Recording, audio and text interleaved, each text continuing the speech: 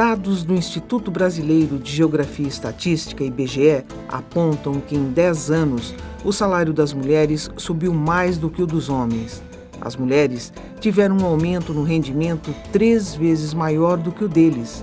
Foram 13,5% contra 4,1% entre 2000 e 2012.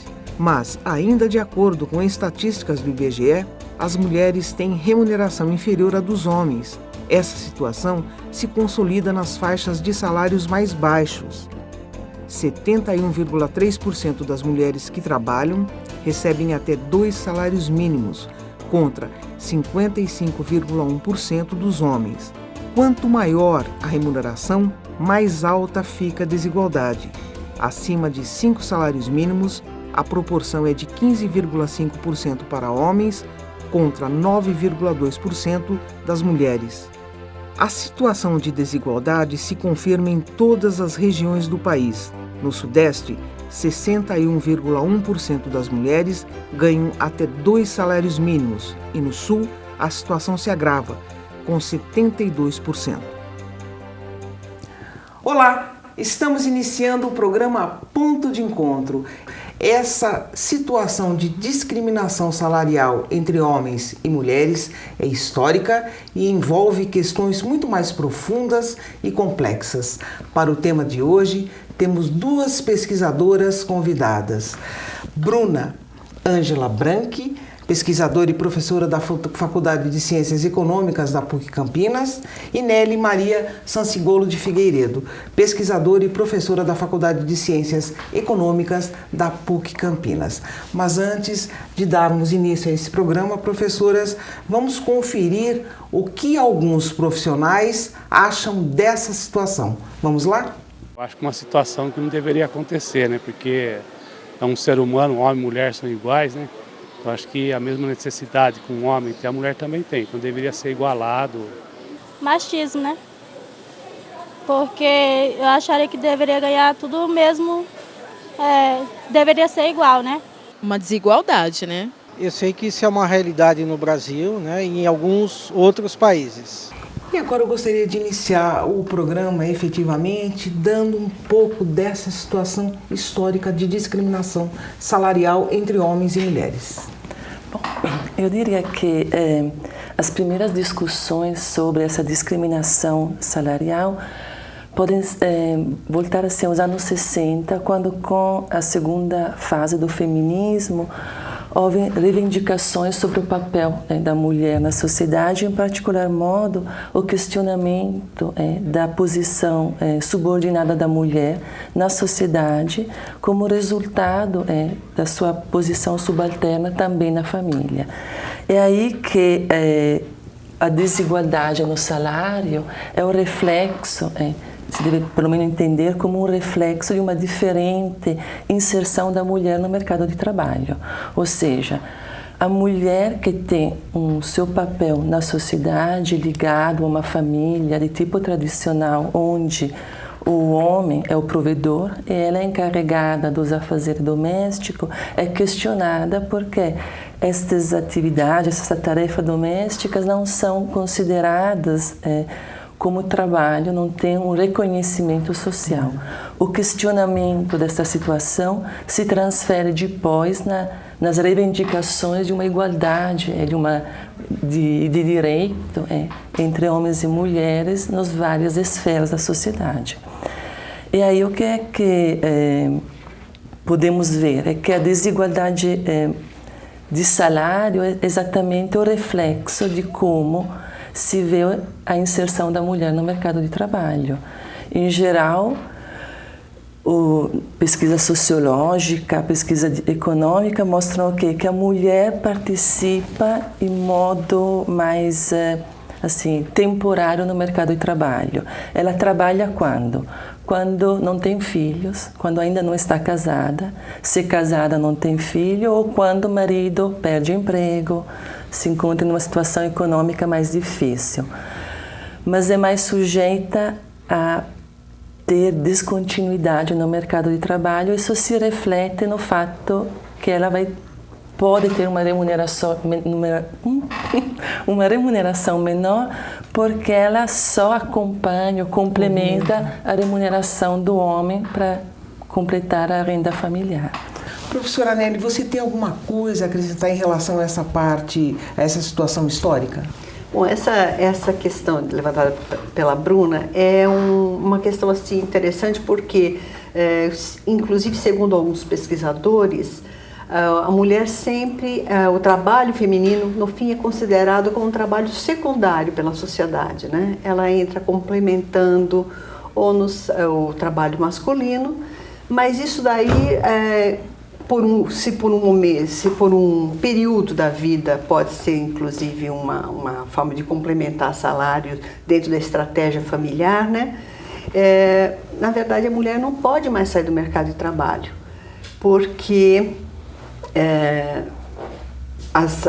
o achatamento salarial, particularmente da década de 80 em diante, no nosso caso do Brasil, né, faz com que a mulher tenha que permanecer no mercado de trabalho.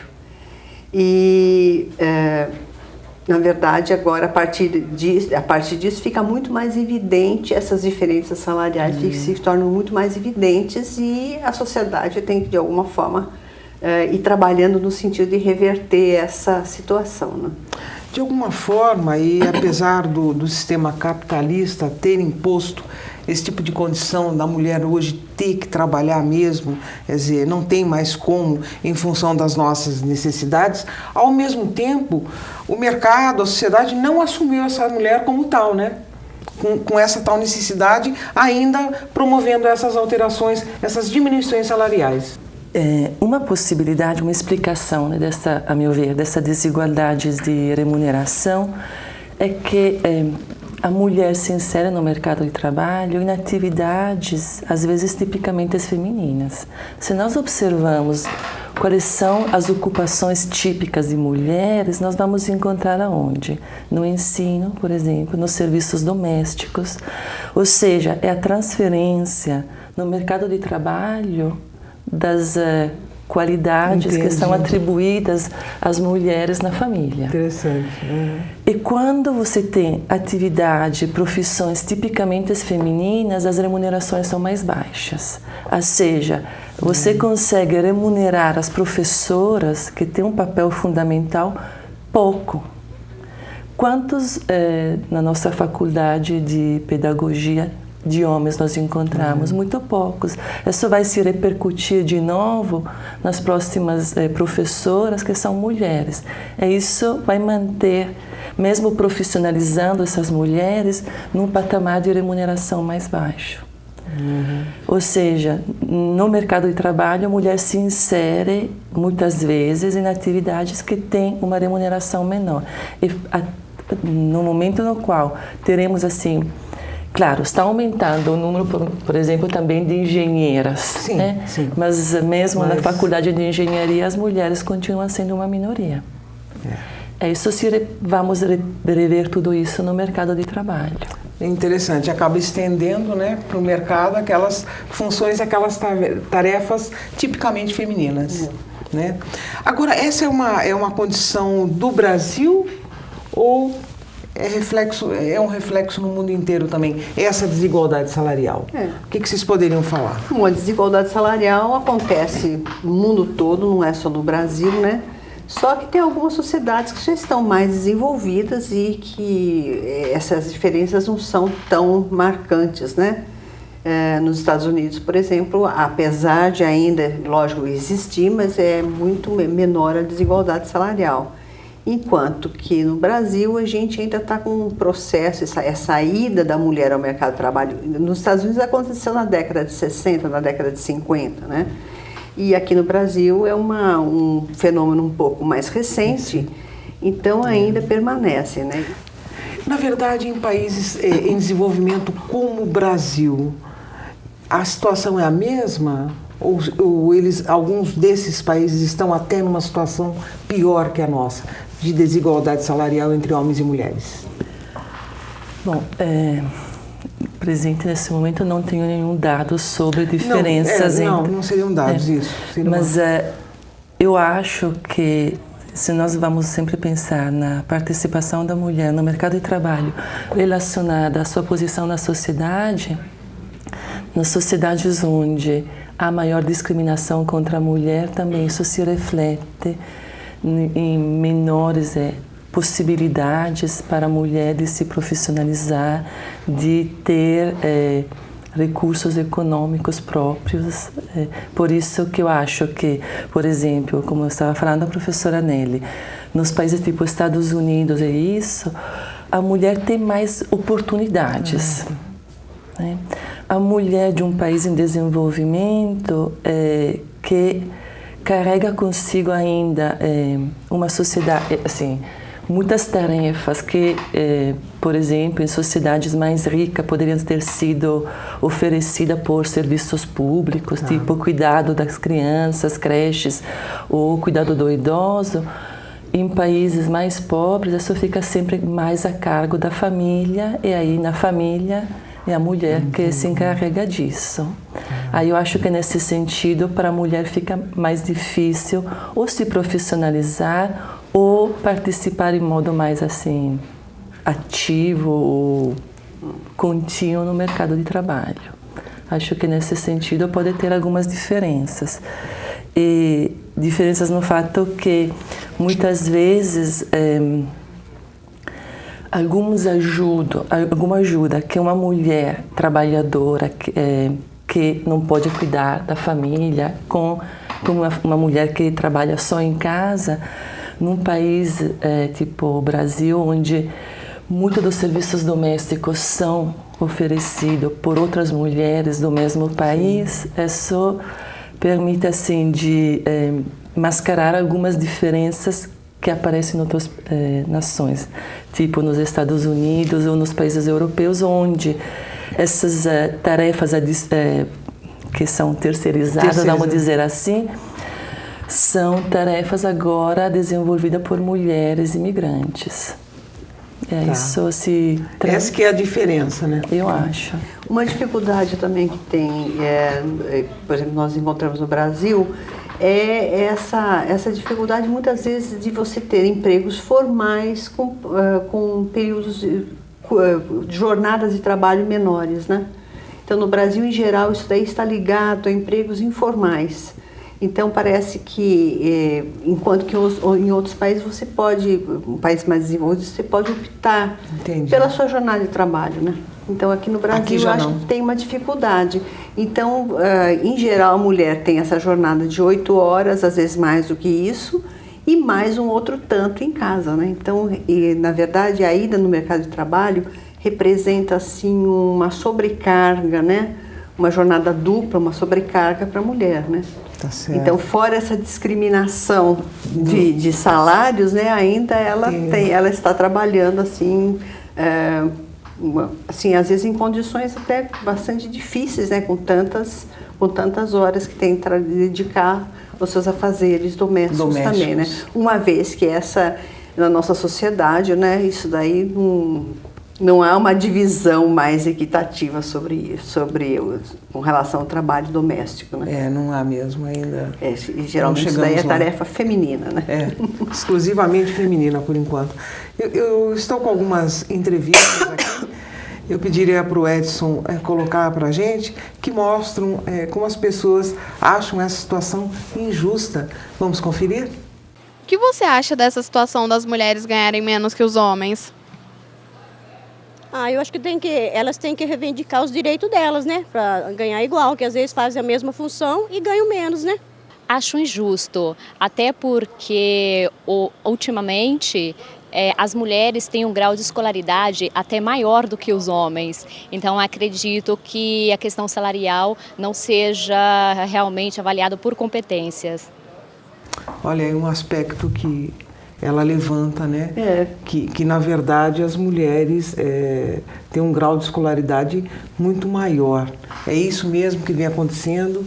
Em média, as mulheres têm 1 ano a mais de escolaridade no Brasil do que os homens, né? E isso daí a gente verifica também que as entradas em faculdade, etc., o afluxo de mulheres está sendo muito maior. Em algumas delas, inclusive, já supera o número de homens, né? Exceto na pedagogia, né? Mas eu estou falando em outras áreas também. É lógico que é importante uma lei que garanta essa igualdade, né? Mas, às vezes, uma lei pode estar ajudando no sentido de dar um respaldo mais, mais específico para essa questão de diferença salarial, né? Mas, no entanto, a nossa sociedade tem que mudar, né? A sociedade tem que mudar. Não adianta só ter uma lei, né? Eu acho que isso daí é uma mudança, assim, lenta e é uma mudança cultural, né? E tá certo. Um longo caminho, né? Um longo caminho a ser percorrido. Professora Bruna, o que você acha que haveria essa necessidade? Primeiro, eu gostaria de repercutir essa questão da escolaridade, né, que a mulher está avançando muito mais, e depois também, já aproveitando que a professora Nelly colocou, se você acredita que uma lei poderia ajudar, auxiliar nessa situação. Bom, que seja evidente que as mulheres estão investindo mais numa instrução formal, isto interessante, né? É uma tendência. Eu acho que assim, tem estudos também, né, que uma mulher mais instruída consegue cuidar melhor também da instrução dos filhos, das cuidados das casas e de todo o resto. O fato que a mulher está tendo menos filhos também é parte e causa, né, mas dessa maior instrução da mulher, né, que tem maior consciência dos seus direitos, dos seus deveres, porque criar um filho é um conjunto de direitos e deveres. E, assim, claro que é injusto ter remunerações diferentes, ninguém gosta, né, de ser a parte discriminada. Mas eu continuo acreditando que, por exemplo, as mulheres encontram mais ocupações no setor de serviços. O setor de serviços, em geral, é um setor com maior informalidade, como estava comentando a professora Nelly, é o setor com menores remunerações, mas é o setor que na crise dos anos 90, por exemplo, resistiu melhor do que o setor industrial. Aí nos anos 90 os homens sofreram mais com perda de trabalho, mas era um trabalho mais estável.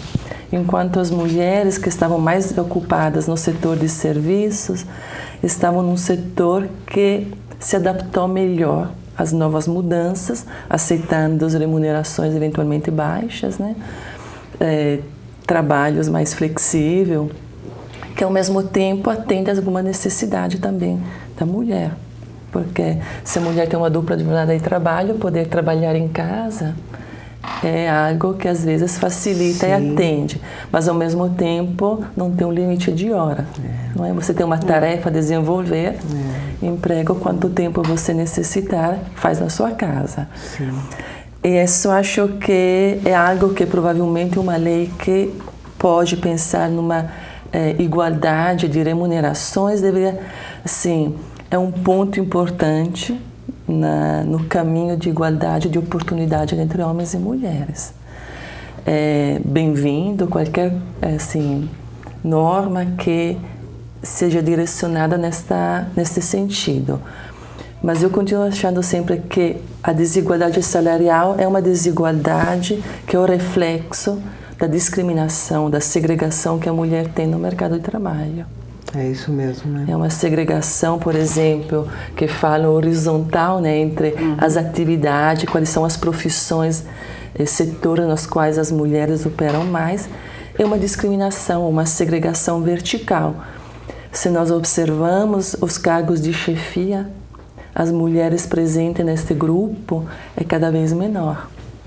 É aí que as mulheres têm acesso, nós podemos garantir um acesso igualitário, com remunerações iguais, mas como é que nós garantimos às mulheres o mesmo acesso nas várias etapas, no crescimento dentro de uma empresa, nos estágios mais avançados da profissão? E um outro ponto também, que entre os executivos, tem pesquisa feita, que entre executivos, se o executivo é mulher, ganha menos.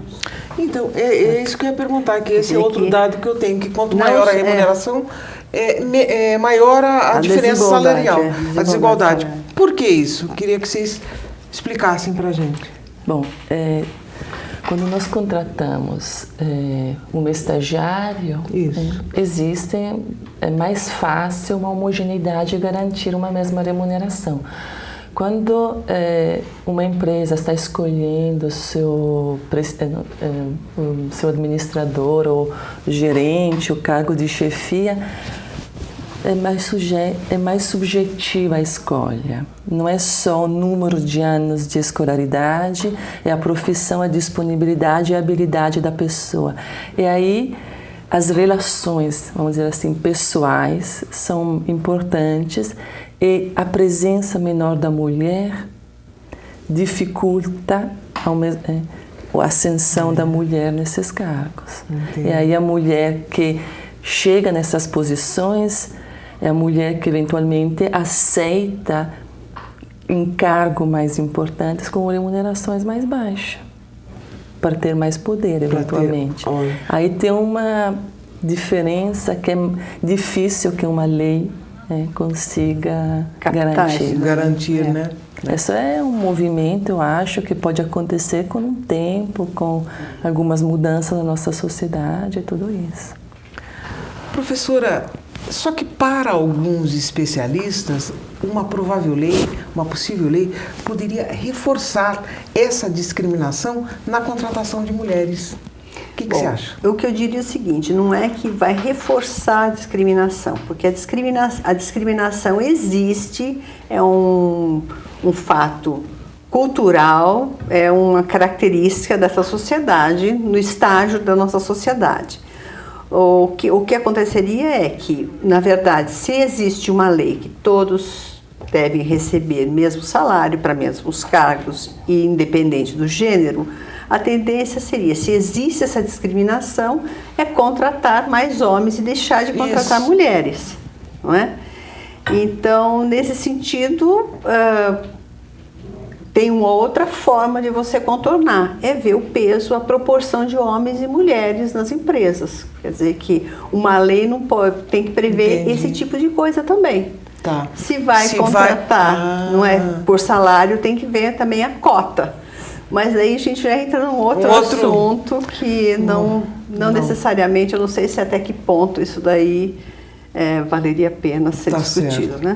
Professora, eu só gostaria que você repercutisse também essa ideia de alguns especialistas acharem que essa lei, na verdade, poderia reforçar essa discriminação, para a gente poder encerrar esse primeiro bloco. Bom, é possível que... Bom, depende de como a lei prevê as sanções caso aconteça uma maior discriminação. Porque uma lei, assim, a Constituição brasileira prevê esta igualdade entre homens e mulheres. A lei ordinária vai ver como se pode aplicar e traduzir este princípio numa realidade. É tentar e pensar também como coibir, como impedir que aconteça uma discriminação sob outras formas. Eu acho que poderia ser algo que deveria ser presente numa lei ordinária. Sim.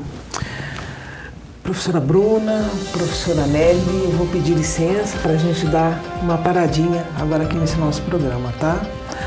Mas no próximo bloco a gente continua conversando sobre a discriminação salarial entre homens e mulheres. É só um instantinho.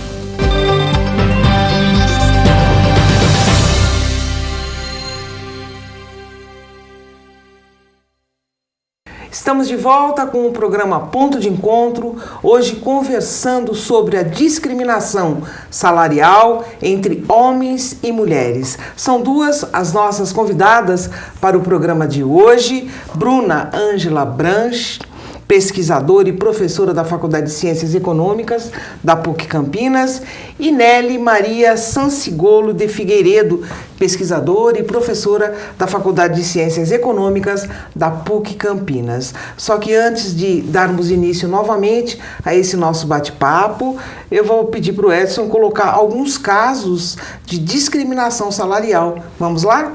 Você já presenciou alguma situação de desigualdade salarial? Sim, já.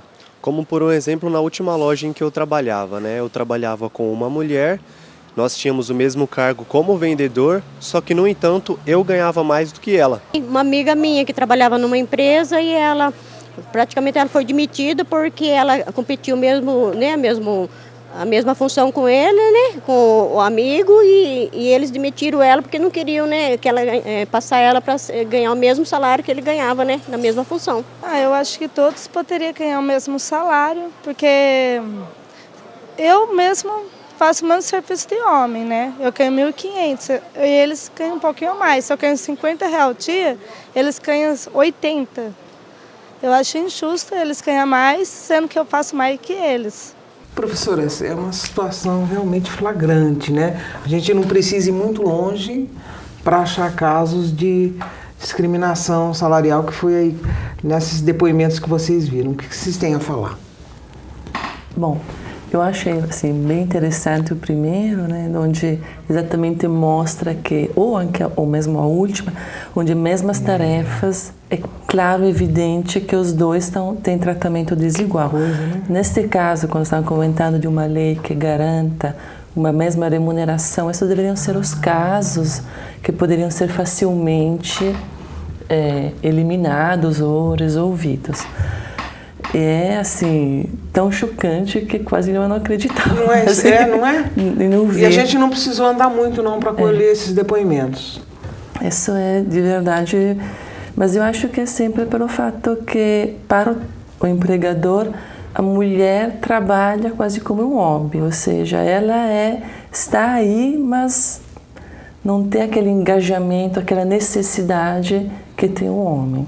Eu acho que isso que deve estar presente no empregador que discrimina de modo tão fácil, né? Tão... E você vê a garotinha falando isso, eu acho que algumas condições também de salários não muito altas, né? Claro. Essas que a gente colocou. E a garotinha falando que ela faz a mesma função, que ela trabalha até mais e ganha menos. Em algumas pesquisas feitas, eles feitas junto a empregadores, isso daí foi feito na década de 90, eles encontraram que as mulheres realmente, quando se engajam no mercado de trabalho, elas realmente são, alguns consideram até mais empreendedoras, né?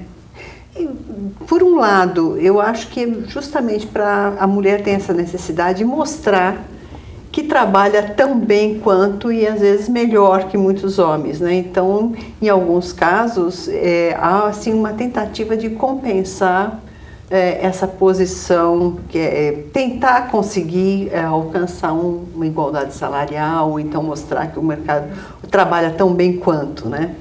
E isso daí também é uma coisa ruim, né? Porque, na verdade, eu acho que independente... Eu acho também que seria interessante saber desses trabalhadores quantos são tutelados por um sindicato, né? Porque o sindicato teria também o papel de providenciar, ou pelo menos de tutelar, ou pelo menos facilitar essa igualdade, né? Porque se não se trata de... a menina está falando que está recebendo R$50 e ele 80. É muita diferença para paridade de trabalho. É um trabalho que deveria ser facilmente observado. Aí eu acho que é o papel do Ministério do Trabalho, né? Também de... Só que a própria empregadora não tem nem como recorrer, né? Porque é uma situação... O medo é perder o emprego, né? Perder o emprego, né? Seria o mais provável, né? Então a gente ainda não está muito respaldado, não tem muito respaldo da mulher, né?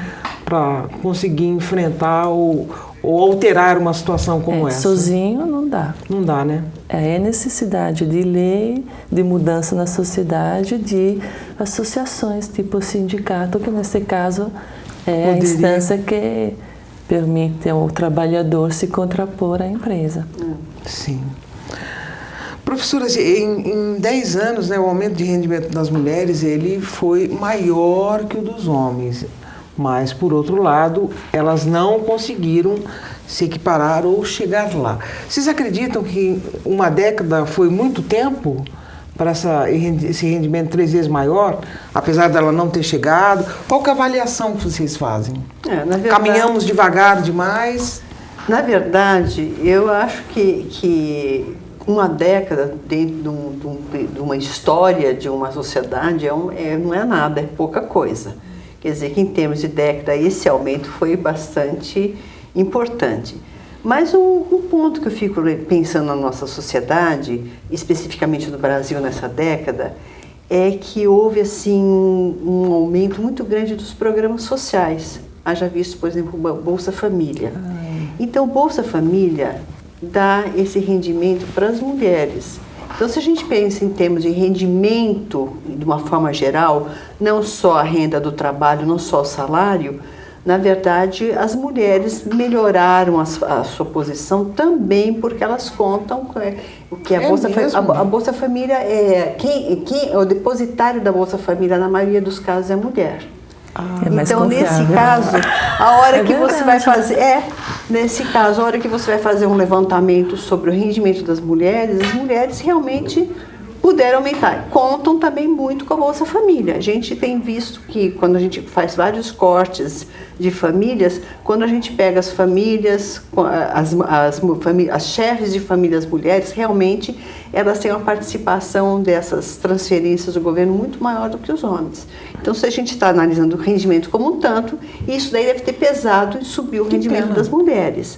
Mas, de qualquer jeito, é um movimento que foi feito agora, certo? Então, é esse período de crescimento. Agora, até que ponto isso vai poder avançar muito mais? Não dá para... Tem um limite, né?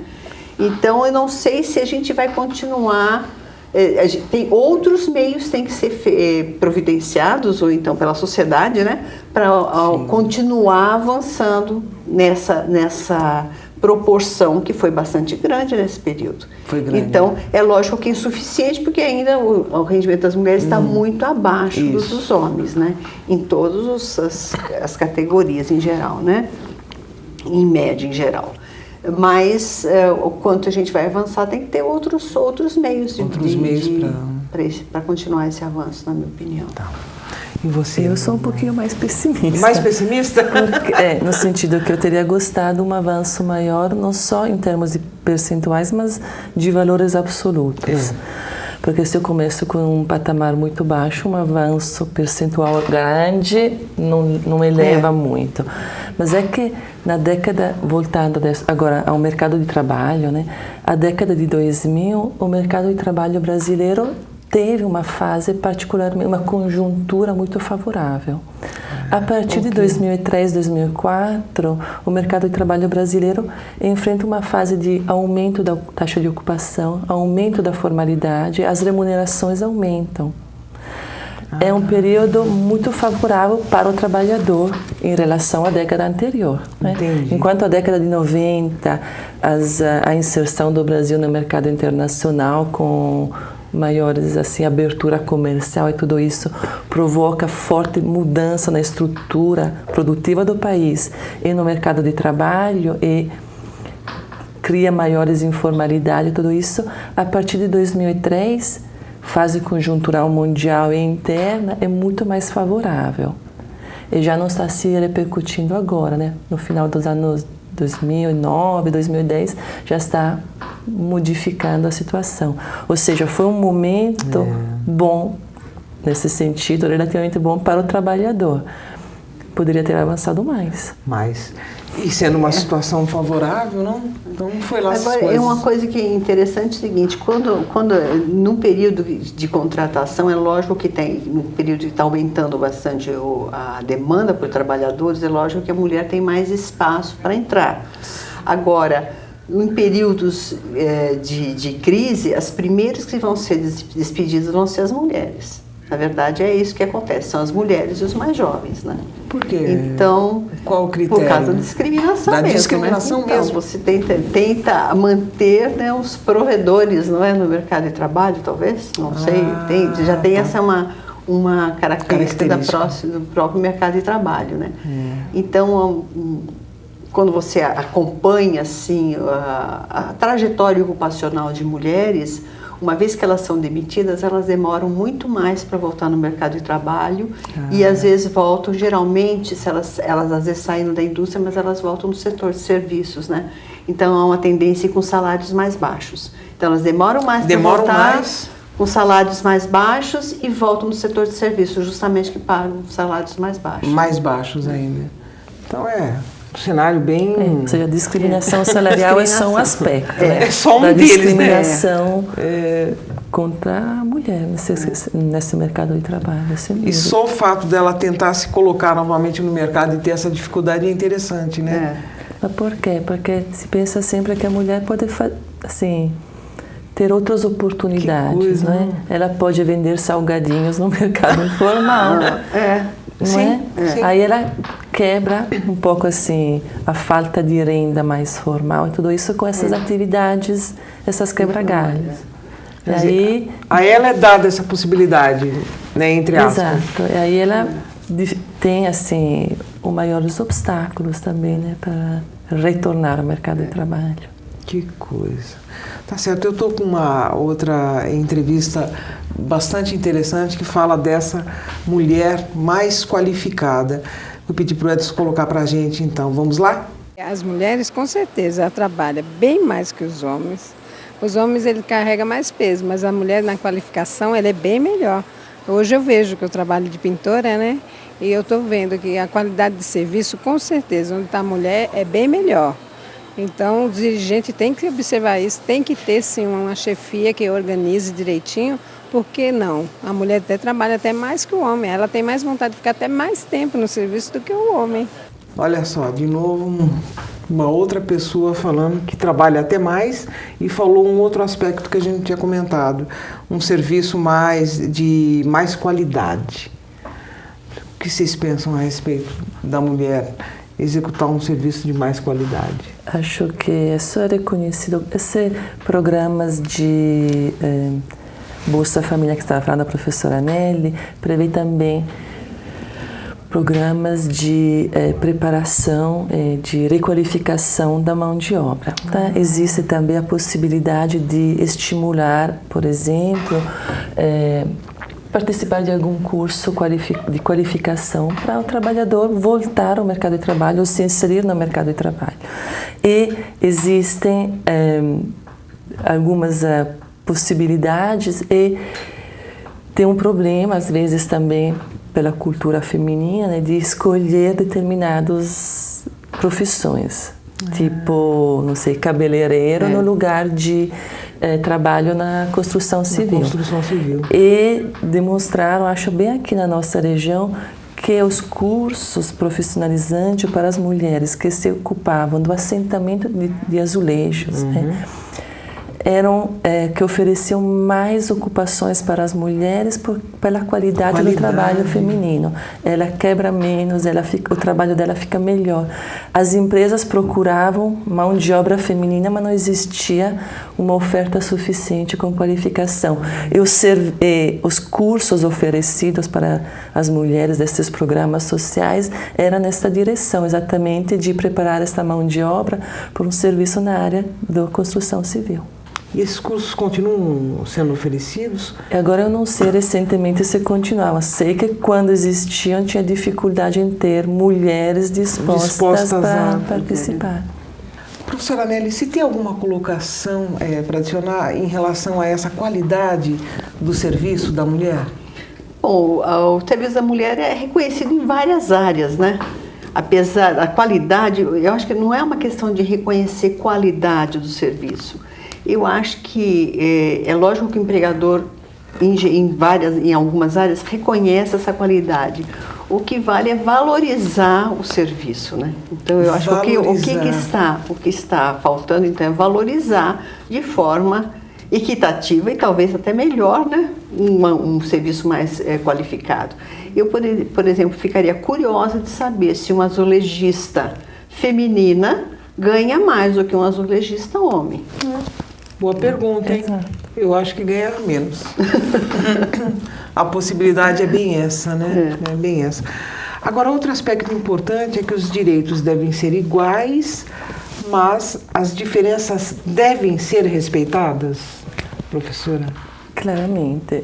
Assim, acho que em nenhum momento aqui nós estamos falando que as diferenças devem desaparecer. As diferenças são presentes, não podem ser mudadas, mas isso não justifica a discriminação contra a mulher. Ou seja,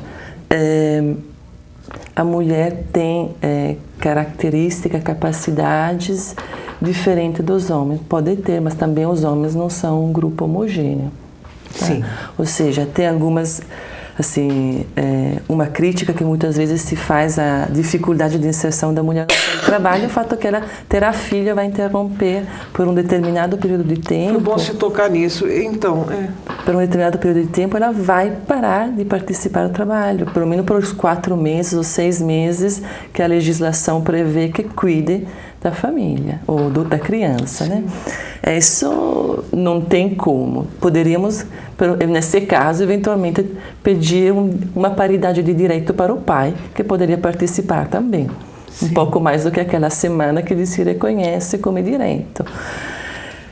Ou seja, tem diferença nesse sentido, não se podem eliminar, mas isso não justifica o fato que uma jovem trabalhe, não sei, numa padaria e ganhe menos do que um homem. Porque quando ela é lá, ela está trabalhando tem a mesma produtividade, se nós queremos falar, do homem. Isso não justifica nada disso. Isso eventualmente requer, não sei, eventualmente políticas sociais que permitam à mulher que quer trabalhar que o setor público ofereça uma creche com boas condições para o cuidado do filho. Isso sim. Mas esse aspecto da maternidade que faz diferença, faz, né, professora? Sem dúvida. Eu lembro, na universidade, quando eu era aluna, o professor que entrava e falava, olha, está à disposição, tem empresa que estão procurando trabalhadoras, mas não querem as mulheres. Porque já é a terceira mulher que fica grávida e se está afastando para o trabalho. O trabalho para cuidar do filho. Para cuidar do filho. Isso então, existe, é presente, é claro. Presente, não tem jeito.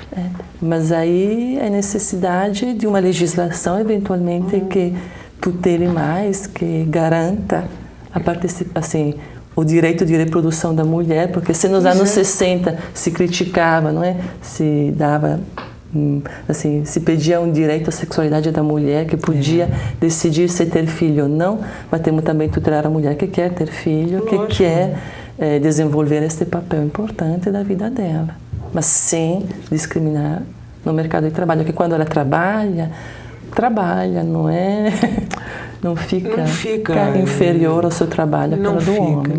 Não trabalha menos, né? Na verdade, também, lembrando que já foi dito aqui, inclusive, os empregadores, em geral, empregam jovens, as mulheres jovens, sem filhos. A hora que começa a ter filho, tem um período que realmente fica mais complicado o acesso ao mercado de trabalho. A gente sente isso, é verdade.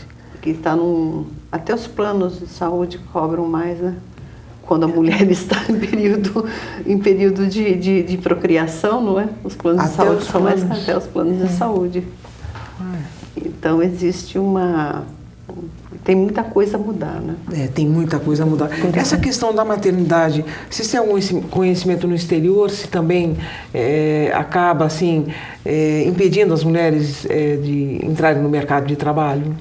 Que seja um obstáculo... Eu acho presente em outros países, né? É presente, essa está sendo... É uma situação... É claro que existem aí legislações de países que são diferentes, né?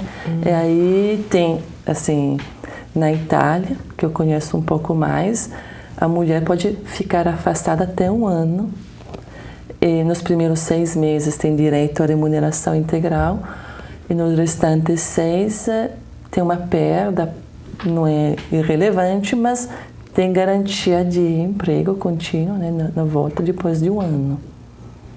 Essa é uma tutela. Nos Estados Unidos é muito diferente. Tinha uma professora que teve filho na quinta-feira, na segunda já estava de volta na sala de aula. A seguridade social lá é muito mais complicada que aqui, inclusive. Que aqui, dos Estados Unidos, né? Aí isso reflete a sociedade na qual você está vivendo. Vivendo, né? Na quinta e na segunda ela já estava. Não há nenhum tipo de garantia, então, para a mulher americana? nesse era sentido? Professora universitária, ou seja, estava num nível de rendimento e tudo isso suficiente. Mas é que aí vai além de novo da remuneração, é a competitividade para o seu trabalho. Porque ela sabe que se ela não volta, não é que ela sofre assim uma redução de salário, mas a possibilidade para fazer carreira vai ser menor. Tá certo. Qualquer mulher aqui que teve filho, que se ficou afastada e volta, nota que terá mais dificuldade. Vai estar assim numa fase de limbo e com menos oportunidade. O caminho fica um pouco mais longo, não tem como. É uma questão mundial também, né, se a gente for avaliar.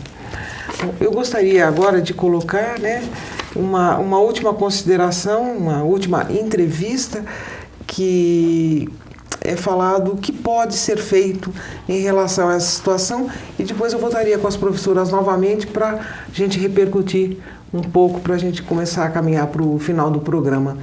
Vamos conferir então?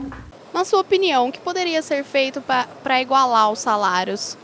Eu acho que toda empresa, boa empresa, deve analisar os seus colaboradores através da sua eficiência, através da sua produtividade e remunerar aquelas pessoas mais competentes, independente de qualquer situação, como cor, raça ou sexo.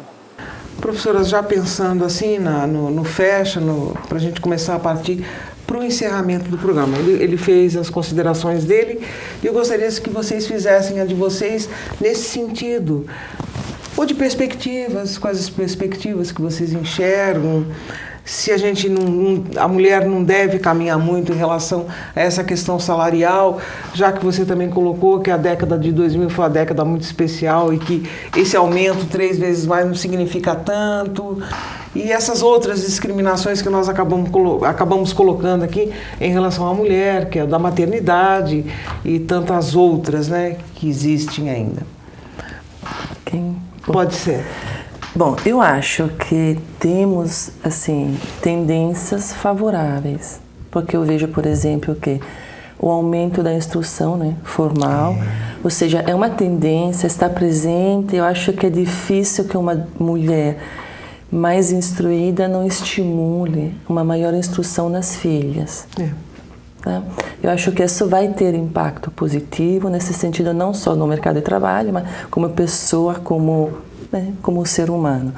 Acho que o fato de ter, mesmo no Brasil, em média, menos filhos do que no passado, vai ser deixar as mulheres mais disponíveis para uma maior inserção no mercado de trabalho. Eu acho que uma sociedade de serviços, né, onde é menos industrial do que no passado, também é uma sociedade provavelmente mais favorável à inserção da mulher, porque apresenta tempos às vezes mais flexíveis, né, mais possibilidade de tempo parcial, que às vezes acomodam algumas exigências das mulheres. O fato é que parte do trabalho hoje em dia, em algumas situações, pode ser desenvolvido fora do escritório, também atende algumas exigências das mulheres em algumas fases da vida dela. Mas acho que isso poderiam ser caminhos que vão em direção de uma redução do diferencial, né? Mas existe sempre aquela estrutura social, né, onde a mulher continua sendo encarregada, né? Mesmo assim as mulheres assim, com profissões melhores, em cargos de chefias, quando se tem recursos e tem a necessidade de ter alguém que desenvolva algumas tarefas domésticas. Mas é ela que é encarregada de informar o que deve fazer, de providenciar isso, não é o marido. Sim. Ou seja, é uma situação de delegação para outras mulheres. E assim, nesse sentido, é necessário, para acelerar um pouco mais, algumas modificações também nas relações entre homens e mulheres no casal, né, na sociedade. Nas nossas relações sociais, né, familiares, né? Mudar um pouco, né, esse estigma de que... Exato, essa divisão de tarefas, né? Porque, na verdade, as mulheres que trabalham fora de casa continuam encarregadas das tarefas domésticas. qualquer que seja o nível. É verdade. De ocupação de ocupação dessa mulher, né? É isso. Não se desprende, né? Ainda não, acho que ainda demora um pouco. Eu acho que essas mudanças são mais demoradas, mais complicadas. Professora Nelly? Essas mudanças do que a professora Bruna falou, eu teria que acrescentar o seguinte, que nas condições atuais, nós estamos num momento que a gente parece que está reproduzindo ainda muito do passado, né? A hora que uma profissional contrata uma outra mulher para tomar conta dos seus filhos, e naturalmente esta mulher que está tomando conta dos seus filhos na sua casa vai ter uma avó, uma irmã, uma outra filha mais velha que tome conta também dos seus filhos, então parece que a mulher continua com a mesma, reproduzindo essas mesmas funções. Então a mudança social é uma coisa que é lento, que acontece no longo prazo. E elas são assim uma pré-condição para que realmente depois a gente realmente se efetive, não só através de lei, mas através de um padrão da sociedade, né? A não discriminação com relação salarial, né? E quem sabe que a mulher também na educação dos filhos, né, não participe nisso no sentido de educar filhos e filhas de modo igual, né, com as mesmas tarefas, porque se a estrutura interna da família tem esta divisão de papéis, é parte também das reivindicações femininas de, pelo menos, superar um pouco isso internamente. Essa mãe moderna, um papel, né, de mudar um pouco, pelo menos dentro de casa, né? Tá certo. Professora Nelly, professora Bruna, eu agradeço essa participação de vocês, tá? Toda essa contribuição em relação a esse tema em discussão aqui da gente. Obrigada, viu? Obrigada, professora. E o programa Ponto de Encontro vai ficando por aqui. Até o nosso próximo encontro. Até lá!